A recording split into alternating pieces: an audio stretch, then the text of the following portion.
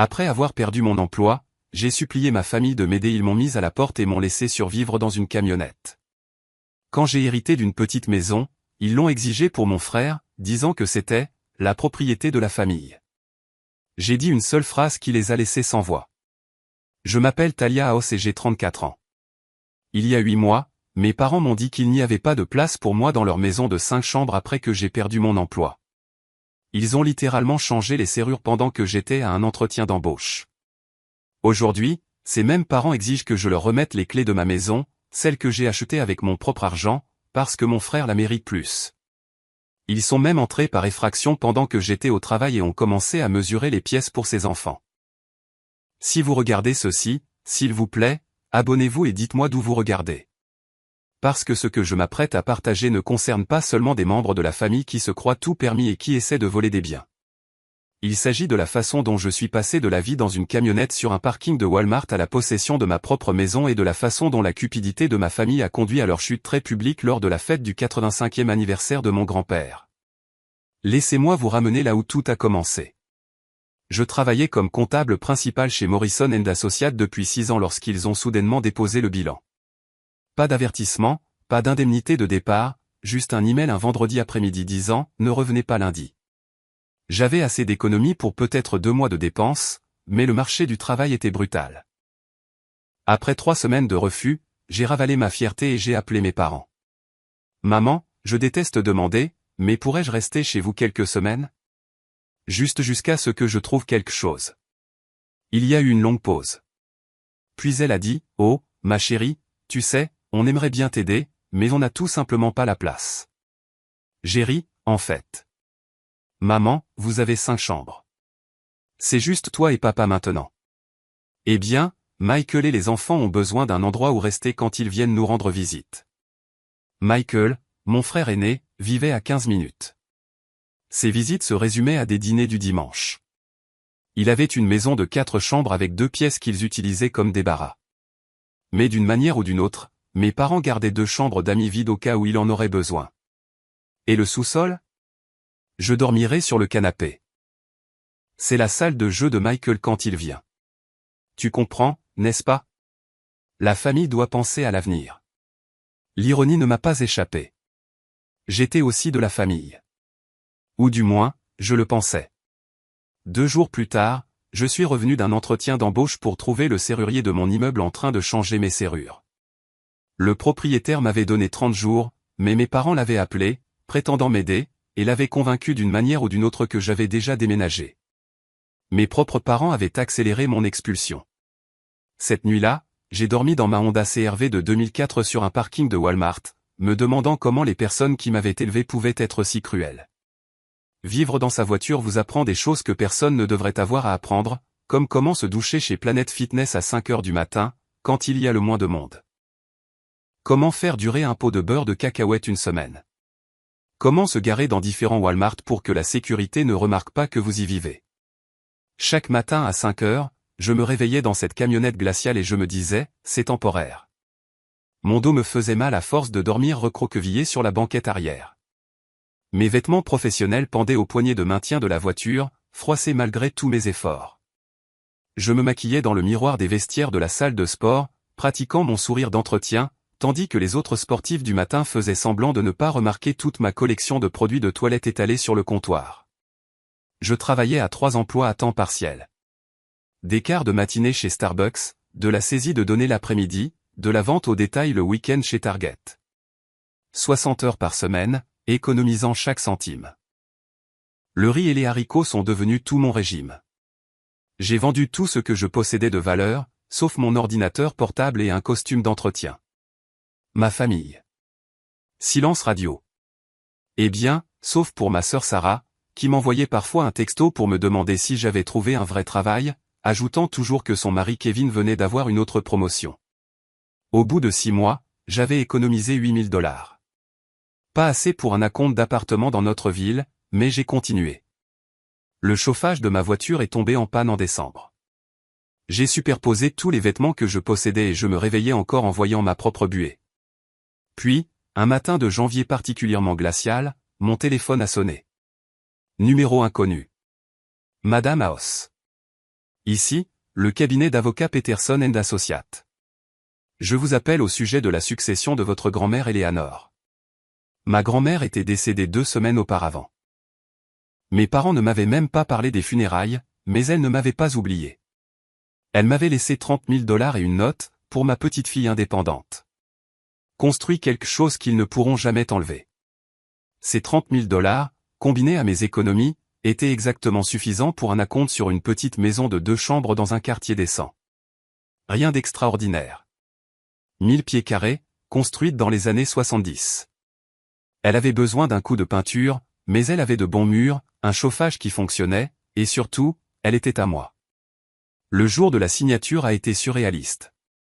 L'agent immobilier m'a remis les clés et je suis resté là, dans mon salon vide, à pleurer. Après 8 mois de parking et de douche de salle de sport, j'avais une porte que je pouvais verrouiller, une salle de bain que je n'avais pas à partager, une cuisine où je pouvais cuisiner de vrais repas. J'ai passé la première nuit sur un matelas pneumatique à regarder mon plafond, et j'ai posté une seule photo sur Facebook, juste les clés avec la légende « Nouveau chapitre ». En 1 heure, mon téléphone a explosé. Maman, félicitations, ma chérie. Quand est-ce qu'on peut venir la voir? Papa, tellement fier de toi. Envoie l'adresse. Sarah, OMG, comment tu t'es payé ça? Kevin et moi devrions passer. Michael, sympa. Les enfants adoreraient voir la nouvelle maison de tante Talia. 8 mois de silence quand j'étais sans abri, et soudain, tout le monde voulait renouer le contact. J'aurais dû voir les signaux d'alarme, mais j'étais euphorique de ma réussite. Je pensais que posséder quelque chose de respectable me rendrait enfin digne de faire à nouveau partie de la famille. Je leur ai envoyé l'adresse et je les ai invités à dîner ce dimanche-là. J'ai dépensé mes derniers $100 en courses pour faire la recette de rôti de maman. J'ai mis la table avec des assiettes en carton. Je n'avais pas encore de vraie vaisselle, mais je les ai bien arrangées. Ils sont arrivés avec 40 minutes de retard, ont franchi ma porte d'entrée, et les premiers mots de maman n'ont pas été « félicitations » ou « je suis fier de toi ». Elle a dit « oh, c'est beaucoup trop grand pour une seule personne ». Cette première visite a donné le ton pour tout ce qui a suivi. Pendant que je leur faisais visiter, Michael n'arrêtait pas de mesurer les pièces du regard, commentant que les jouets de ses enfants iraient parfaitement dans la 2e chambre. Sarah a tout critiqué. La cuisine démodée, la petite salle de bain, l'absence de climatisation centrale, tout en posant des questions indiscrètes sur mes mensualités de prêt. Alors, combien exactement grand-mère t'a-t-elle laissé, a demandé Sarah en passant son doigt sur mon comptoir comme pour vérifier la poussière. Assez pour la compte, ai-je dit, restant vague. Papa se promenait en tapotant les murs. Bonne structure. Avec un peu de travail, ça pourrait valoir le double. Michael, tu devrais voir le sous-sol. Parfait pour ton équipement de musculation. Papa, Michael a sa propre maison. Ouais, mais ça devient à l'étroit avec les enfants, a dit Michael en ouvrant mes placards sans demander. Ce serait parfait pour mon bureau à domicile. Les enfants pourraient avoir tous les tâches dans notre maison actuelle. Ils sont restés 3 heures à discuter de ma maison comme si je n'étais pas là. Maman a même suggéré des dîners de famille tous les dimanches, puisque tu as la place maintenant. La même femme qui disait ne pas avoir de place pour moi voulait réquisitionner ma salle à manger chaque semaine. En partant, Michael a fait une blague qui n'en était pas vraiment une. Et, si jamais tu en as marre de tout cet entretien, on pourrait toujours échanger ta petite maison contre notre grande. Les enfants ont besoin d'un bon quartier comme celui-ci. Tout le monde a ri. J'ai forcé un sourire, mais quelque chose de froid s'est installé dans mon estomac. 2 jours plus tard, j'ai installé un système de sécurité. Le vendeur m'a demandé s'il y avait eu des cambriolages dans le quartier. Non, lui ai-je dit. Je veux juste être préparé. Il m'a montré les fonctionnalités de la caméra, comment tout était sauvegardé sur le cloud. Ce modèle fonctionne même si quelqu'un coupe votre électricité, a-t-il dit. J'ai acheté le pack premium. Au cours des semaines suivantes, les visites se sont intensifiées. Ma famille se présentait sans prévenir. Parfois, quand je n'étais pas à la maison, je trouvais des preuves qu'ils étaient passés dans mon jardin pour vérifier les choses. Michael a laissé les vélos de ses enfants dans mon garage, temporairement. Sarah a entreposé des boîtes dans mon sous-sol, juste pour quelques jours, qui se sont transformés en semaines. Puis sont venus les commentaires à chaque réunion de famille. Talia n'a même pas de petite amie. Pourquoi a-t-elle besoin de 2 chambres? Ça semble égoïste. Une personne dans une maison de taille familiale. Les enfants de Michael méritent un quartier sûr comme celui-là. Le tournant a été lorsque je suis rentré tôt du travail avec une migraine et que j'ai trouvé ma mère dans ma cuisine en train de faire des copies de mes clés de maison. Maman, qu'est-ce que tu fais? Oh, je fais juste des doubles en cas d'urgence. Tu aurais déjà dû nous en donner. Je ne veux pas que quiconque ait des copies. Elle a eu l'air blessée. Nous sommes tes parents.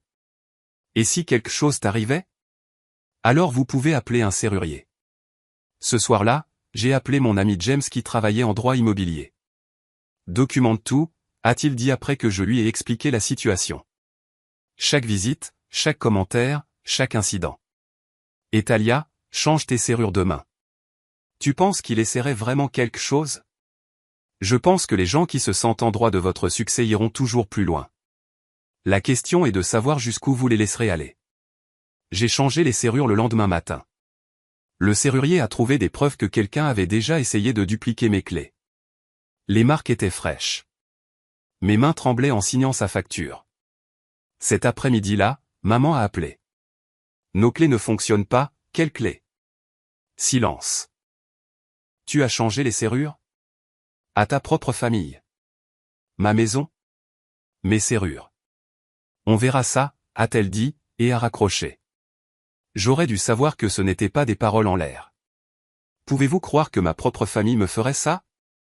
Après tout ce que j'ai traversé, vivre dans une camionnette, travailler à 3 emplois, réaliser enfin mon rêve, ils voulaient tout m'enlever. Si vous avez déjà eu affaire à des membres de la famille qui se croient tout permis et qui pensent mériter ce que vous avez gagné, cliquez sur le bouton j'aime et partagez votre histoire dans les commentaires. Votre soutien signifie tout. Maintenant, laissez-moi vous raconter ce qui s'est passé quand ils ont réellement essayé de prendre ma maison par la force. 3 jours après avoir changé les serrures, mes parents se sont présentés avec ce qu'ils appelaient une « proposition familiale ». Papa avait même préparé un dossier de présentation, comme si c'était une réunion d'affaires. Nous avons réfléchi, commença maman, s'installant sur mon canapé sans y être invité. Cet arrangement pourrait être meilleur pour tout le monde. Papa ouvrit son dossier, révélant des estimations îlots imprimées et des plans d'étage. Tu reviens vivre avec nous. On a nettoyé le sous-sol, et Michael reprend l'hypothèque ici. Tu vivrais sans loyer, tu économiserais de l'argent, tout le monde y gagne. Je ne donne pas ma maison à Michael. Pas donné, corrigea papa, transféré. Il assumerait les paiements de l'hypothèque. Tu en sortirais même gagnante financièrement, sans le fardeau. Le fardeau de posséder ma propre maison. Sois raisonnable, dit maman. Tu n'as pas besoin de tout cet espace. Michael a 2 enfants qui ont besoin d'un bon district scolaire. Tu es égoïste. Égoïste? J'ai été sans abri pendant 8 mois alors que vous aviez des chambres vides. C'était différent. Nous pensions aux besoins de la famille de Michael. Et maintenant, vous y pensez à nouveau, en utilisant ma maison. Le ton de papa se durcit. L'argent de ta grand-mère a payé cet acompte. C'était de l'argent de famille. Nous avons tous une participation dans cette propriété. Mamie m'a laissé cet argent, spécifiquement à moi. Pour le bien de la famille, insista maman. Elle voudrait que ses arrière-petits-enfants soient dans un quartier sûr. Alors Michael peut s'acheter sa propre maison. Avec quel argent, lança papa. Tout le monde n'a pas eu une manne de grand-mère. Le voilà, le vrai ressentiment. Ils n'étaient pas seulement en droit, ils étaient en colère que grand-mère m'ait choisi. Sortez, dis-je doucement. Excusez-moi. Sortez de ma maison.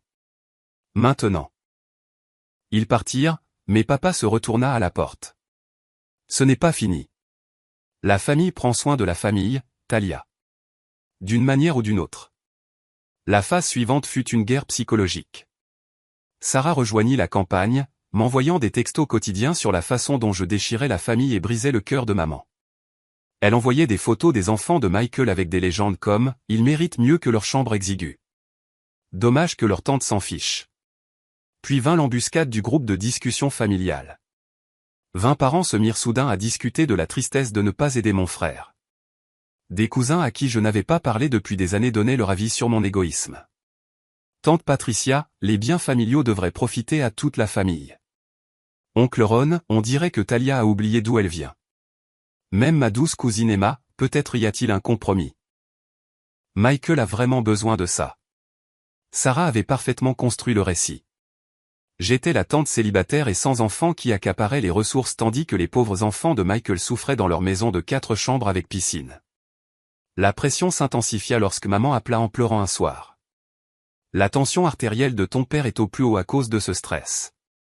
Ta fierté vaut-elle sa santé? Son stress n'est pas ma responsabilité, maman. On a tout fait pour toi en grandissant. Et vous m'avez mise à la porte quand j'avais le plus besoin de vous. Ce n'est pas comme ça que ça s'est passé.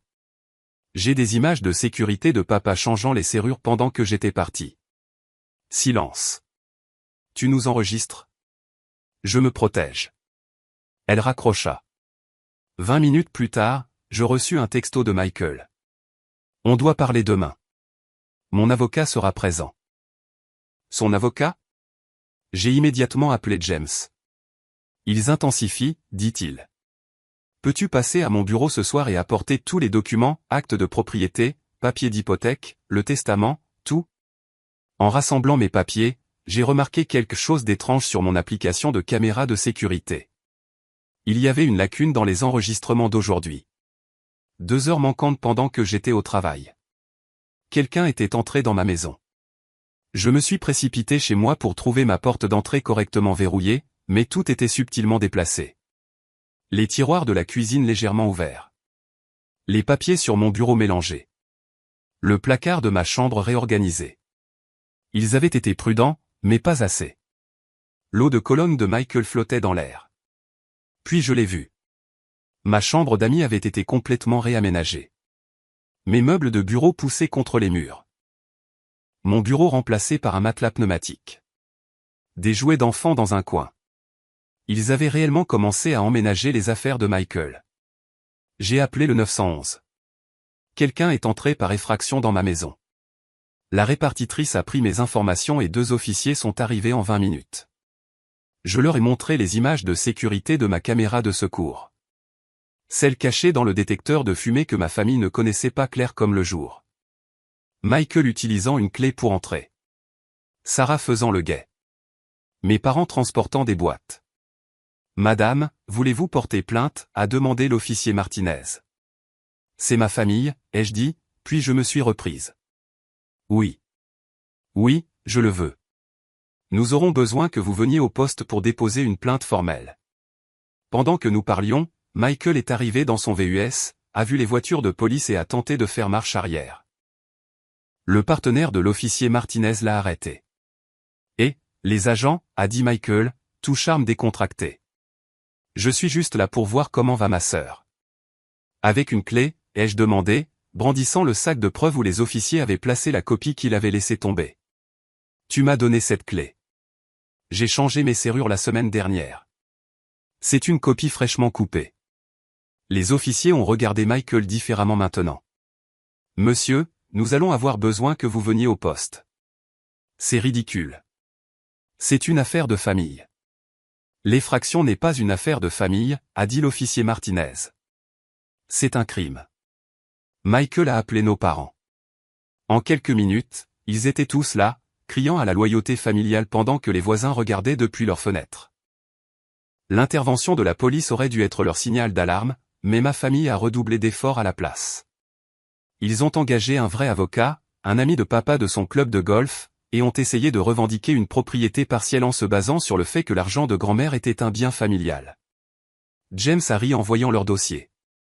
C'est le désespoir déguisé en action en justice, a-t-il dit. Ils n'ont aucune chance, mais ils espèrent que vous céderez pour éviter le drame familial. Que recommandez-vous? Documentez tout. Sauvegardez chaque texto. Enregistrez tous les appels s'ils y consentent. Gardez ces images de sécurité sauvegardées à plusieurs endroits. Il fit une pause. Il y a autre chose. Le 85e anniversaire de votre grand-père approche, n'est-ce pas? Dans 2 semaines. Toute la famille élargie sera là. Vos parents préparent quelque chose. J'ai déjà vu ce schéma. Ils essaieront d'utiliser le cadre public pour vous faire pression. Pour faire croire que c'est une affaire réglée devant tout le monde. Il avait raison. Maman m'avait déjà appelé au sujet de la fête, insistant pour que j'y assiste pour montrer que nous sommes toujours une famille, et mentionnant qu'ils avaient réservé la grande salle de bal du Marriott. Elle m'avait même assigné une place à la table d'honneur, ce qui était inhabituel. J'étais généralement relégué à la table des cousins. Soyez prête, a conseillé James. Mais aussi, cela pourrait être une opportunité. Pourquoi? Pour rétablir la vérité, publiquement, avec des témoins, a-t-il souri. Il se pourrait bien que je dîne dans ce même hôtel ce soir-là. Vous savez, par coïncidence. J'ai passé la semaine suivante à me préparer, à télécharger toutes mes images de sécurité, à organiser chaque texto menaçant, à enregistrer 3 autres appels où mes parents exigeaient que je fasse ce qu'il faut pour Michael. J'ai même obtenu une copie certifiée conforme du testament de grand-mère, soulignant la partie où elle me laissait spécifiquement l'argent à moi seul. L'invitation est arrivée par la poste, élégante et formelle. Quelqu'un avait écrit à la main en bas, annonce familiale à faire. Je savais exactement ce qu'il prévoyait. La semaine avant la fête de grand-père, je me suis transformé en détective. Chaque élément de preuve méticuleusement organisé dans des dossiers, physiques et numériques. Les images de sécurité de l'effraction, les messages vocaux menaçants, les textos exigeant que je cède ma maison, les captures d'écran du harcèlement du groupe de discussion familiale, tout sauvegardé sur 3 services cloud différents et un disque dur physique dans mon coffre-fort à la banque. James m'a aidé à préparer une chronologie montrant comment j'avais acheté la maison entièrement légalement avec mes propres fonds et mon héritage. Nous avions même une déclaration notariée de l'avocat de la succession confirmant que l'argent de grand-mère était à moi seul, sans condition. Votre famille va revendiquer une propriété émotionnelle, a prévenu James. Parce que c'est l'argent de grand-mère, tout le monde mérite son mot à dire. Soyez prête à cette manipulation. Michael a fait une dernière tentative en se présentant à mon travail. Talia, soyons raisonnables. Viens juste dîner. On peut régler ça comme des adultes. Avec ton avocat présent. Il est juste là pour aider à faciliter. Non. Tu vas le regretter. Maman et papa ont un plan. À la fête de grand-père, ils vont. Il s'est repris. Ils vont quoi? Ne t'embarrasse pas, c'est tout. Accepte l'inévitable. Ce soir-là, j'ai appelé James. Il prépare définitivement quelque chose de public. Bien. J'ai déjà fait ma réservation. Je serai à la table 12, assez près pour aider si nécessaire. Apporte tout ce que nous avons préparé. Le matin de la fête, je me suis habillé avec soin. Blazer professionnel, robe sobre, le collier de perles de grand-mère, celui qu'elle m'avait laissé et que maman avait essayé de réclamer. J'ai mis mon dossier de preuve dans une mallette en cuir, la même que j'avais utilisée pour les entretiens d'embauche pendant mes mois de sans-abri. Mon téléphone a vibré. Sarah, j'espère que tu es prête à faire ce qu'il faut ce soir. Toute la famille compte sur toi. J'ai répondu par texto, je suis prête. Je n'avais jamais été aussi prête pour quoi que ce soit de ma vie. La salle de bal du Marriott était spectaculaire. Nappe dorée, centre de table en cristal, une scène avec un éclairage professionnel. 50 parents, les associés de papa, les amis de l'église de maman, tous ceux qui comptaient dans leur cercle social. Je suis arrivé exactement à l'heure, ma mallette à la main. Maman s'est précipitée, me faisant la bise. Talia, tu es magnifique ce soir. C'est aussi ton jour spécial. Mon jour spécial? Eh bien, celui de grand-père, bien sûr, mais tu verras. Son sourire était prédateur. Laisse ce sac au vestiaire, ma chérie. Je le garderai avec moi, merci. Elle m'a conduite à la table d'honneur où grand-père était assis dans son fauteuil roulant, vif comme toujours à 85 ans. Il m'a serré la main. Talia, ma chérie, j'ai entendu dire que tu avais acheté une maison. Oui, grand-père. Bonne fille. Éléanor serait fière. Il voulait dire grand-mère. Quelque chose a vacillé dans ses yeux. Savait-il ce qui était prévu? Le plan de table était stratégique. Moi entre mes parents, Michael juste en face, Sarah à sa droite, piégée dans une boîte familiale. Mais j'ai aperçu James à la table 12, discutant nonchalamment avec quelques invités. Il m'a fait un très léger signe de tête. Le dîner était composé de surf and turf, les conversations allaient bon train. Plusieurs parents ont complimenté ma robe, ont mentionné qu'ils avaient entendu parler de ma maison. Chaque fois, maman intervenait avec « Oui, c'est merveilleux comme la famille est de la famille ». Au moment du dessert, papa s'est levé, tapotant son verre de champagne. La pièce s'est tue. Avant de porter un toast à mon père, je veux faire une annonce spéciale sur l'héritage familial et le fait de prendre soin les uns des autres. Mon téléphone, caché sur mes genoux, a commencé à enregistrer. Maman se tenait à côté de lui, rayonnante. Comme vous le savez tous, la famille est tout pour nous. Et ce soir, nous voulons célébrer un bel acte de générosité. Michael souriait déjà, se préparant à avoir l'air surpris. Sarah avait sorti son téléphone, prête à immortaliser sa réaction. C'était le moment. Papa leva son verre plus haut, sa voix portant à travers la salle de bal. La famille prend soin de la famille. C'est la devise des House. Et ce soir, nous sommes fiers d'annoncer que notre fille Talia a accepté de transmettre le généreux don de sa grand-mère Eleanor là où il est le plus nécessaire. Des murmures confus parcoururent la foule. Je suis resté parfaitement immobile, mon téléphone enregistrant tout. En tant que fils aîné avec une famille qui s'agrandit, continua papa, Michael mérite la stabilité, donc Talia va transférer sa maison récemment achetée à son frère, s'assurant que l'argent d'Eleanor profite à la prochaine génération. La salle éclata en applaudissements. Michael se leva, jouant la surprise. Quoi, Talia? Je ne sais pas quoi dire. C'est trop généreux. Merci, sœurette, dit-il fort, tendant la main par-dessus la table pour une accolade. Je ne la lui rendis pas, mes enfants auront une vie bien meilleure grâce à toi. Sarah faisait déjà semblant de pleurer. C'est ça, la famille. Talia, tu es incroyable de faire ça. Des parents criaient, félicitations. Quelqu'un cria, un discours de Talia. Maman me tira par le coude, chuchotant, sourit et hoche la tête. Ne fais pas de scène. Je me suis tenu là, 50 perdus sur moi. Le piège de ma famille s'était parfaitement refermé. Il l'avait annoncé comme une affaire conclue, sachant que j'aurais l'air mesquine et égoïste si je le niais maintenant. La pression sociale était suffocante. Oncle Ron recommença à applaudir. Voilà une vraie femme qui met la famille en premier. Tante Patricia tamponna ses yeux. Eleanor serait si fière. La femme de Michael discutait déjà des couleurs de peinture avec Sarah. Mes cousins félicitaient Michael pour sa nouvelle maison. Papa me tendit le micro, sa prise ferme sur mon poignet. Dis quelque chose de gentil, Talia. Je pris le micro, mon autre main cherchant ma mallette. Je souris. Calme, contrôlé, professionnel. J'ai quelque chose à dire sur les valeurs familiales.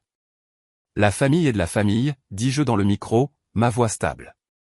C'est ce que nous avons toujours dit, n'est-ce pas? C'est vrai, dit maman, toujours rayonnante. Michael leva son verre de champagne. À la meilleure sœur qu'on puisse demander. Si généreuse, ajouta Sarah à voix haute, de donner sa maison pour les enfants de Michael. C'est le véritable amour. La foule murmura son approbation. Quelqu'un commença une autre salve d'applaudissements. Oui, continuai-je, les laissant se calmer. La famille est de la famille, c'est pourquoi je suis confuse sur quelque chose. Le sourire de maman vacilla légèrement. Voyez-vous, il y a 8 mois, quand j'ai perdu mon travail et que j'avais besoin d'aide, ma famille, cette même famille aimante, m'a dit qu'il n'y avait pas de place pour moi malgré 5 chambres vides. Les applaudissements cessèrent complètement. Quand je dormais dans ma voiture sur des parkings de Walmart, que je me douchais chez Planet Fitness, que je mangeais du beurre de cacahuète pour le dîner, où était cette aide familiale alors? Papa essaya de prendre le micro. Je reculai. Et maintenant que j'ai acheté une maison avec mon propre argent, mon propre crédit, mon propre nom sur l'acte de propriété, soudainement, la famille est de la famille. Talia, se leva Michael. Ne faisons pas ça ici. Oh, mais vous l'avez déjà fait ici. Vous avez annoncé que je vous donnais ma maison devant tout le monde. La cousine Emma cria. Attends, tu ne lui donnes pas la maison. Bien sûr que non. Pourquoi donnerais-je ma propriété légale à quelqu'un qui m'a regardé être sans abri et n'a rien fait? La pièce était maintenant d'un silence de mort. Grand-père, je remarquai, se penchait en avant avec intérêt. Maman tenta de limiter les dégâts. Il y a eu un malentendu. Pas de malentendu, dis-je clairement. Vous avez essayé de me manipuler publiquement pour que je renonce à ma maison, mais j'ai quelque chose que tout le monde devrait voir d'abord. C'était le moment. Le moment où il pensait avoir gagné.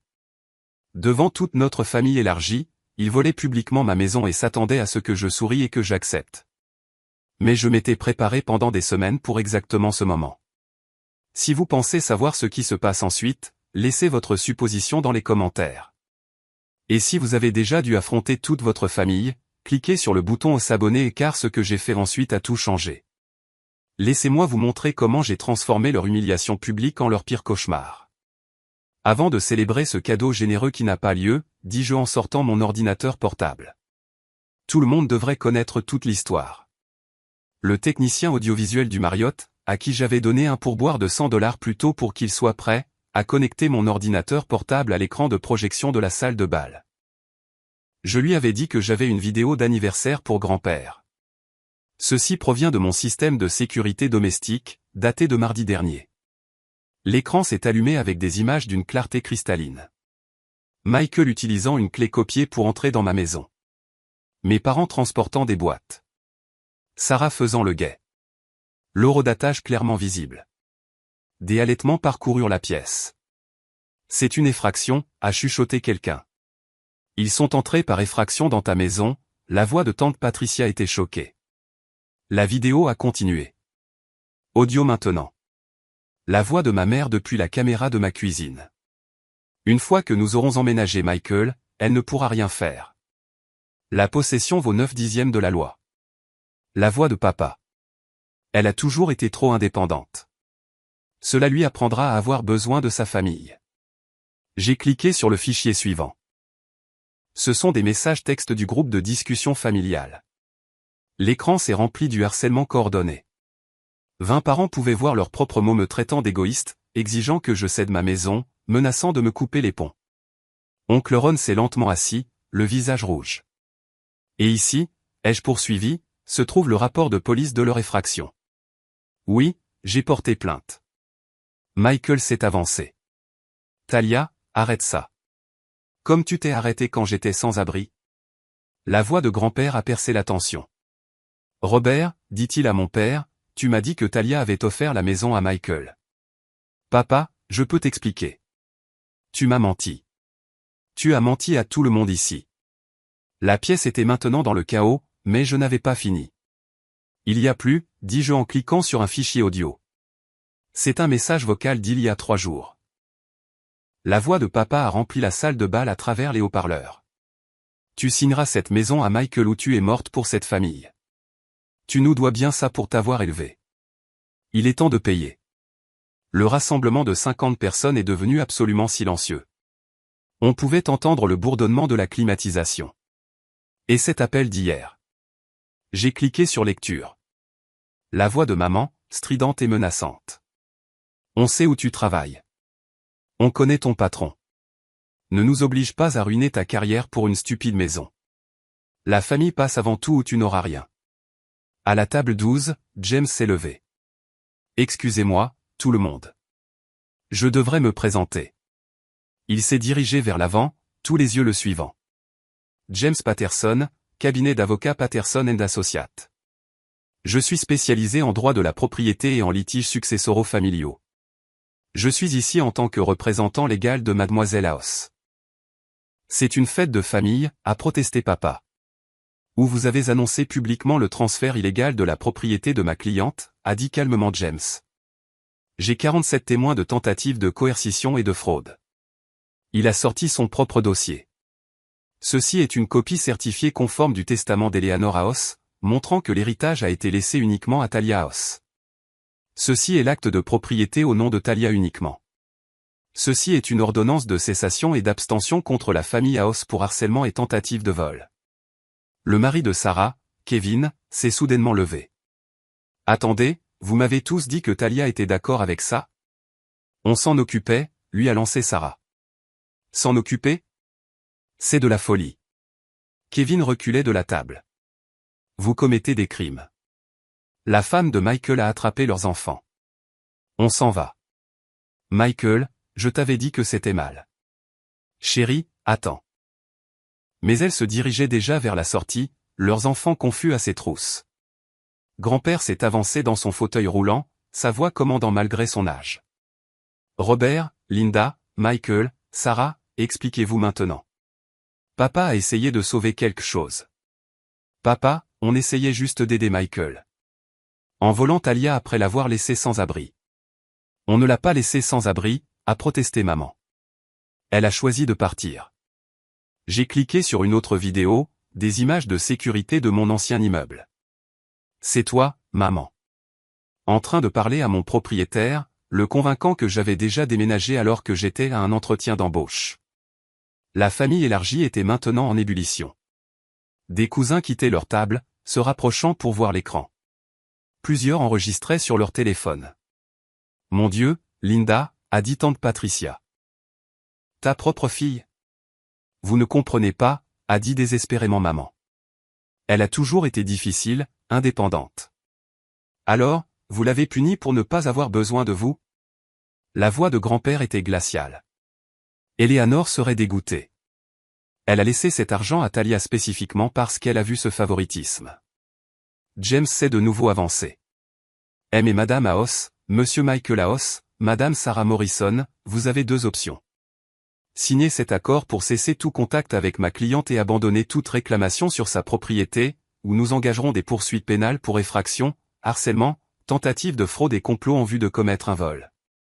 C'est du chantage, a crié Michael. Non, ce sont des conséquences, ai-je dit, trouvant enfin ma pleine voix. C'est ma maison. Je l'ai achetée. Elle m'appartient. Fin de la discussion. Le téléphone de Sarah a soudainement vibré à plusieurs reprises. Elle l'a regardé et est devenue pâle. Kevin. Kevin envoie des textos. Oh, mon Dieu. Elle a montré l'écran à Michael. Papier de divorce. Apparemment, Kevin avait aussi documenté leur stratagème et voulait s'en sortir avant de devenir légalement responsable. La fête d'anniversaire de grand-père était devenue un désastre complet, et tout le monde savait exactement qui blâmer. James a étalé les documents sur la table principale comme un croupier de cartes. Monsieur House, Madame House. Ces ordonnances de cessation et d'abstention sont effectives immédiatement. Michael House, ceci est une ordonnance restrictive. Vous ne devez pas vous approcher à moins de 500 pieds de la propriété de Talia. Vous ne pouvez pas faire ça, a dit papa. Mais sa voix avait perdu toute autorité. Signez ici ou nous engagerons des poursuites pénales, a répété James.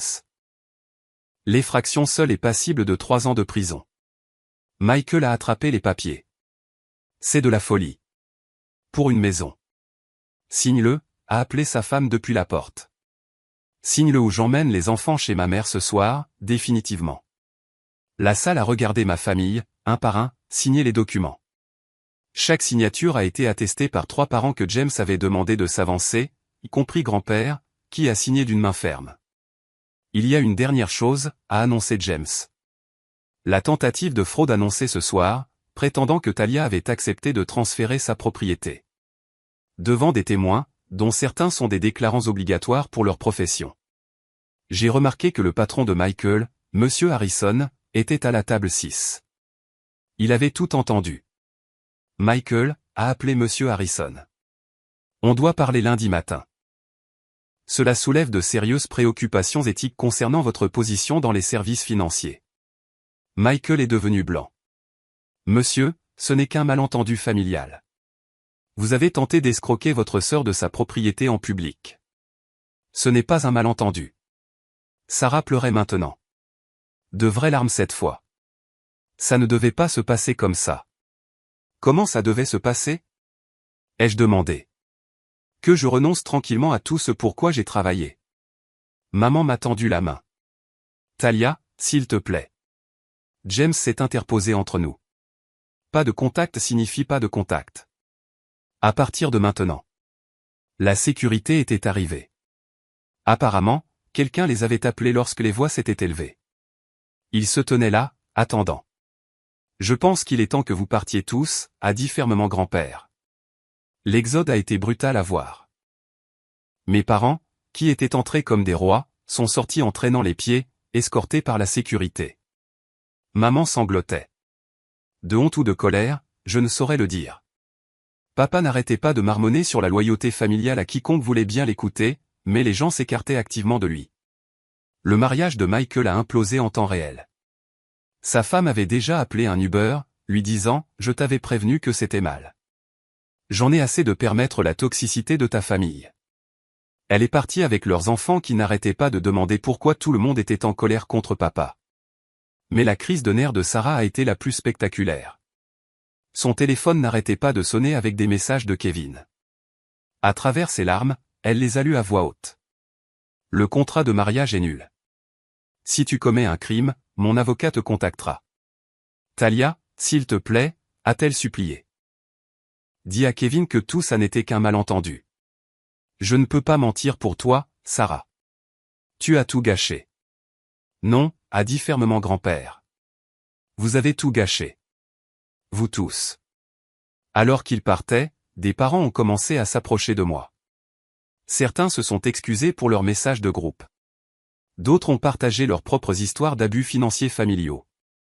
La cousine Emma m'a serré fort dans ses bras. Je n'avais aucune idée de ce qu'il te faisait. Je suis tellement désolé. Oncle Ron s'est approché en traînant les pieds, embarrassé. Je te dois des excuses. On n'a entendu que leur version. C'est pourquoi j'ai dû montrer la vérité, dis-je simplement. La fête a continué sans eux. Plus sobre, mais d'une certaine manière plus chaleureuse. Grand-père m'a appelé, m'a pris la main. Éléanor savait, dit-il doucement. Elle a vu comment il te traitait. C'est pourquoi elle s'est assurée que cet argent ne te revienne qu'à toi. Elle serait fière de la façon dont tu t'es défendu. Monsieur Harrison s'est approché avant de partir. Madame House, nous avons un poste vacant dans notre service comptable. Si vous êtes intéressé, appelez mon bureau lundi. Parfois, perdre sa famille signifie trouver sa propre valeur. Les retombées ont été rapides et impitoyables. Le lundi matin, l'histoire s'était répandue dans tous les cercles sociaux que mes parents fréquentaient. Les amis de l'église de maman priaient pour elle, mais ont cessé de l'inviter à des événements. Les copains de golf de papa avaient soudainement des quatuors complets. Leur réputation soigneusement cultivée de famille parfaite a été détruite. La vie professionnelle de Michael s'est effondrée. Monsieur Harrison l'a mis en congé administratif en attendant un examen éthique. La nouvelle s'est répandue. Qui veut d'un conseiller financier qui a essayé de voler la maison de sa sœur? En 2 semaines, il a été discrètement licencié avec un règlement qui exigeait son silence mais a tué sa carrière dans la finance. Le divorce de Sarah est devenu vicieux. Kevin avait tout documenté. Chaque texto où elle se vantait d'obtenir ma maison, chaque conversation planifiant le vol. Elle avait caché des actifs pendant leur mariage, aidant Kevin à frauder le fisc. Maintenant, il avait un moyen de pression. Elle a perdu la garde principale, a obtenu une pension alimentaire minimale et a dû retourner vivre chez nos parents. La famille élargie a pris parti, et la plupart ont pris le parti de la vérité. Tante Patricia a organisé un vrai dîner d'anniversaire pour grand-père la semaine suivante. Mes parents n'étaient pas invités. Elle m'a dit que maman avait appelé en suppliant pour une invitation, prétendant qu'ils étaient les victimes. Victimes de quoi, avait demandé Patricia. De la vengeance de Talia. De la preuve de Talia, vous voulez dire. Les commérages du quartier étaient brutaux. Madame Chen, la voisine de mes parents, m'a dit qu'elle les avait vus faire des cartons. Bon débarras, a-t-elle dit. J'ai toujours su que quelque chose n'allait pas quand ils se vantaient de leurs enfants qui réussissaient, mais que vous n'étiez jamais mentionné. 3 semaines après la fête, j'ai reçu une lettre recommandée. Ils vendaient leur maison, déménageant à 2 États de là où personne ne connaissait leur honte. La lettre exigeait que je reconsidère, pour le bien de la famille. Je n'ai pas répondu. Certains ponts, une fois brûlés, devraient rester en cendres. Les tentatives de réconciliation ont commencé 6 semaines plus tard. D'abord, la lettre de maman par l'intermédiaire de son avocat. 3 pages de justification, d'accusation et enfin, enfoui à la fin, quelque chose ressemblant à une excuse. Nous ne voulions que le meilleur pour la famille. Peut-être que nos méthodes étaient mauvaises. Peut-être. Papa a essayé une autre approche, envoyant une lettre formelle dactylographiée comme une proposition commerciale. Il a proposé de servir de médiateur pour une séance de guérison familiale avec un thérapeute. Le hic? Je devrais d'abord lever les ordonnances restrictives. James a ri quand je lui ai montré. Manipulation classique. Ils veulent un accès sans responsabilité. Michael a envoyé des messages par des amis communs. Dis à Talia que je suis désolé. J'ai tout perdu. Mon travail, ma femme, mes enfants me respectent moins. N'est-ce pas une punition suffisante? Il ne s'agissait pas de punition. Il s'agissait de protection. La tentative la plus pathétique est venue de Sarah. Elle a créé un faux profil Facebook pour m'envoyer un message. Je vis dans le sous-sol de maman maintenant. Kevin a tout pris. Les enfants pleurent leur père. Tu as gagné. Es-tu heureuse? Étais-je heureuse? Non. Mais j'étais en sécurité. Il y a une différence. Même les singes volants ont émergé. Des amis de la famille qui voulaient juste que tout le monde se réconcilie. Ils appelaient avec des discours sur le pardon, sur le fait que la vie est trop courte pour les rancunes, sur le fait que mes parents souffraient assez. Ils ne souffrent pas des conséquences, ai-je dit à un appelant particulièrement persistant. Ils souffrent de l'exposition. Ils sont en colère d'avoir été pris, pas désolés de l'avoir fait. Grand-père m'a soutenu complètement. Il avait changé son testament, les enlevant entièrement. On ne m'y prendra pas 2 fois, a-t-il dit. Quand maman l'a découvert, elle m'a accusé de l'avoir monté contre eux. Vous l'avez fait vous-même, leur a-t-il dit lors de leur dernier appel téléphonique. Pendant tout ce temps, j'ai tenu bon. Les excuses sans changement ne sont que de la manipulation déguisée. Le message inattendu est arrivé 3 mois plus tard, de la fille de Michael, Lily. Elle avait 14 ans, assez grande pour avoir son propre téléphone et ses propres opinions. Tante Talia, je sais que mes parents t'ont fait quelque chose de mal. J'ai vu les vidéos de la fête de grand-père. Quelqu'un les a postées dans notre groupe de discussion familiale avant que papa ne les fasse retirer. Je suis désolé pour ce qu'ils ont fait. J'ai regardé le message pendant 1 heure avant de répondre. Merci, Lily. Ce n'est pas de ta faute. Puis-je te demander quelque chose? Était-ce vrai que tu vivais dans ta voiture? Oui. Et mes parents le savaient? J'ai réfléchi attentivement avant de répondre. Oui. 3 points sont apparus et ont disparu plusieurs fois. Alors c'est dégueulasse. Je ne ferai jamais ça à ma famille ou à qui que ce soit. Nous avons commencé à nous envoyer des SMS régulièrement. Lily et son jeune frère James avaient des questions auxquelles leurs parents ne voulaient pas répondre. Pourquoi maman a-t-elle quitté papa?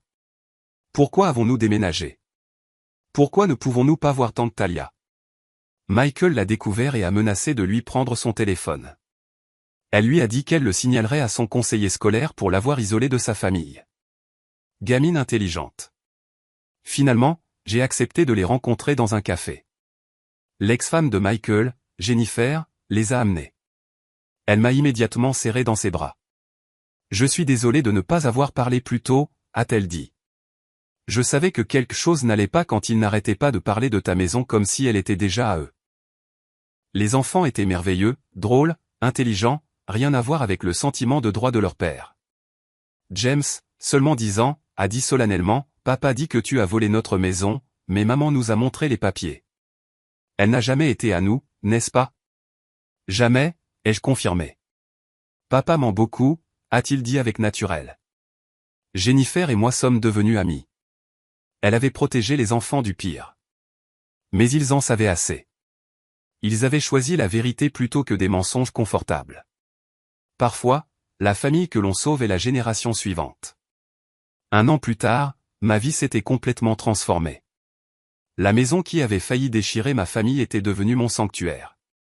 J'avais peint chaque pièce, planté un jardin, l'avais vraiment faite mienne. La 2e chambre était devenue un vrai bureau où je dirigeais mon entreprise de comptabilité indépendante. Les clients adoraient mon souci du détail et, ironiquement, mon éthique. L'offre d'emploi de Monsieur Harrison avait conduit à un poste de direction. Mon patron disait souvent, quiconque peut résister à ce genre de pression a le cran dont nous avons besoin. Mon expérience de la manipulation financière m'a rendu excellente pour repérer la fraude. Je sortais maintenant, quelque chose que je ne pouvais pas faire en survivant dans ma voiture ou en me battant contre ma famille. David, un collègue comptable, comprenait les limites parce qu'il avait eu ses propres expériences familiales toxiques. Il ne m'a jamais poussé à me réconcilier, pour la famille. Les ordonnances restrictives tenaient. Une fois, j'ai vu maman dans une épicerie à 2 villes de là. Elle s'est dirigée vers moi, puis m'a vu sortir mon téléphone et a reculé. C'est à ça que ressemblent les limites. Pas des murs, mais des lignes qui protègent votre paix. Grand-père venait me voir tous les mois. À 86 ans, il disait, je passe le temps qu'il me reste avec la famille qui se comporte comme une famille. Il m'avait officiellement désigné comme son contact d'urgence, sa mandataire médicale et son exécutrice testamentaire. L'ironie n'échappa à personne. La fille égoïste était la seule à qui l'on faisait confiance pour s'occuper de lui. Jennifer amenait les enfants régulièrement. Ils faisaient leurs devoirs à ma table de cuisine, jouaient dans la cour que leur père avait essayé de voler. Lily envisageait la comptabilité, comme tante Talia qui ne se laisse pas faire. Mon histoire s'est répandue au-delà des commérages familiaux. Une thérapeute locale m'a contacté. Accepteriez-vous de parler à un groupe de soutien sur l'abus financier? Cela a conduit à un blog, puis à une apparition dans un podcast. Les limites ne sont pas une punition, disais-je aux auditoires. C'est de l'amour-propre avec des dents. Ma maison, mes règles, ma vie. Enfin. En y repensant maintenant, le voyage de cette camionnette glaciale à mon propre salon semble surréaliste. Il y a 18 mois, je me douchais chez Planet Fitness, je rationnais le beurre de cacahuète, je portais les 3 mêmes tenues aux entretiens d'embauche. Ma famille m'avait jeté comme un déchet, puis avait essayé de voler ma rédemption quand je m'étais relevé. Ils m'ont appris la leçon la plus précieuse de ma vie. La famille, ce n'est pas le sang. La famille, ce sont ceux qui sont là quand vous êtes au plus bas, pas ceux qui apparaissent quand vous êtes au sommet. La famille ne s'introduit pas chez vous ou ne vous tend pas une embuscade lors des fêtes d'anniversaire. La famille ne vous rend pas sans abri, puis n'exige pas votre maison. La maison n'est qu'une maison. 100 mètres carrés de cloisons sèches et de rêves. Mais ce qu'elle représente, c'est tout. La preuve que je pouvais survivre sans eux, prospérer sans leur approbation, réussir malgré leur sabotage. Ils me voulaient dépendante, reconnaissante pour des miettes. Au lieu de cela, je suis devenu incassable. Est-ce que je leur pardonne? Le pardon n'est pas la réconciliation. Je leur pardonne pour ma paix, pas pour leur confort.